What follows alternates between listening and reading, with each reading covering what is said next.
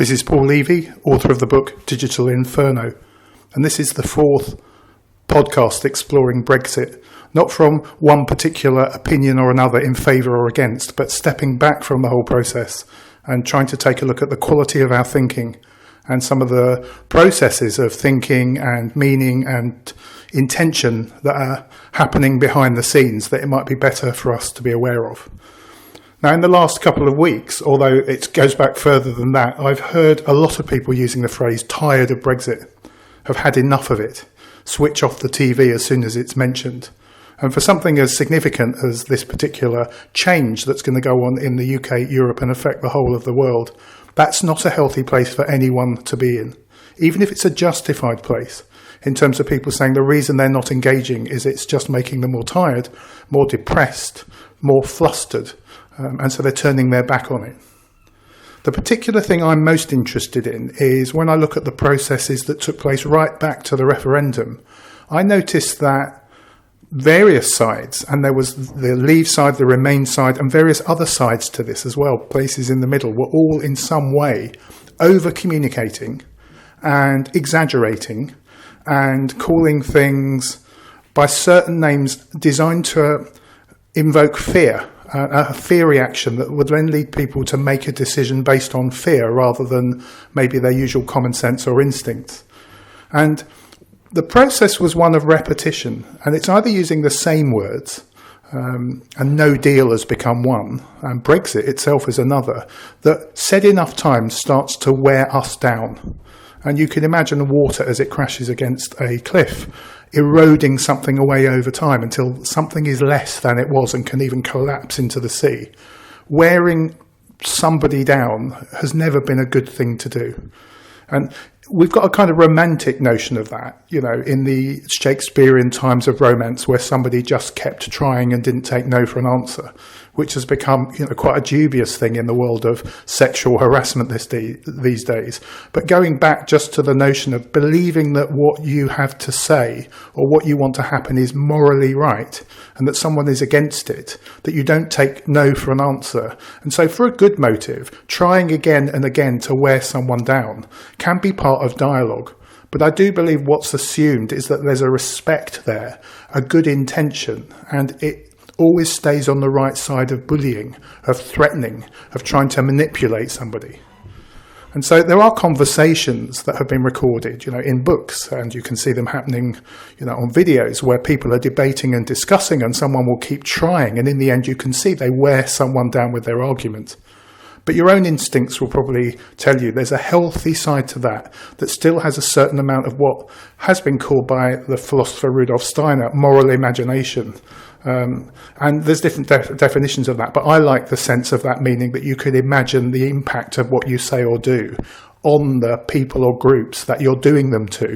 And you attempt, therefore, not to diminish the other person's freedom. Even if you do use repetition or assertiveness, you still use a form of words that still allows the other person time and free thinking space so that they're not worn down in a way where their freedom to act or think is diminished.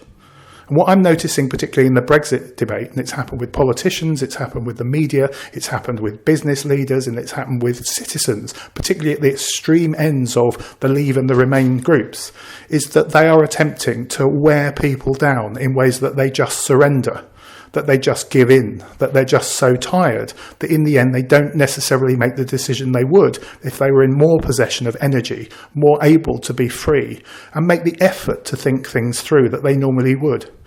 And so we're being worn down, for example, whether you're a Leaver or a Remainer, we're being worn down at the moment by the government themselves, and led by Theresa May, constantly coming back with the same deal and polarising the argument, saying it's either the deal or nothing, or no deal, and then building up arguments that keep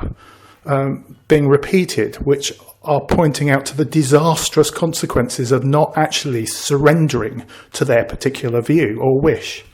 Now again, step away from the content and imagining that was happening between friends, that was happening in a relationship, that was happening by a teacher in the classroom, that was happening in any organisation where people finally just give in, submit, simply because of the pressure that they're being put under, the emotions that they're being forced into that are largely negative, the exaggeration they're constantly being presented with that suggests much, much more negative scenarios that might actually never really emerge and things could be better. Wearing people down is a process of diminishing someone's freedom and gaining mastery over them, or getting what you want at the expense of their freedom to really think through what they want. And that can lead to, in the end, quicker decisions. But the point I'd like to make too is that if you try to wear someone down, or a group, in the system that you inhabit, be that a country or an organisation or a family,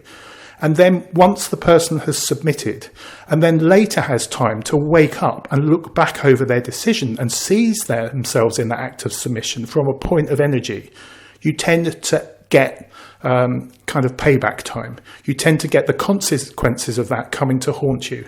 So if a bunch of MPs or a bunch of citizens, if they're given a public vote, simply vote in a particular way that they wouldn't normally, simply as an act of submission because they've been worn down, because they're weaker than they would have been, then further down the line, if those people are in freer, more energised positions and have time to reflect back, that's when the anger, that's when the regret, that's when the karma, that's when even the revenge comes back, because they look at you in the eye and realise what you did to them.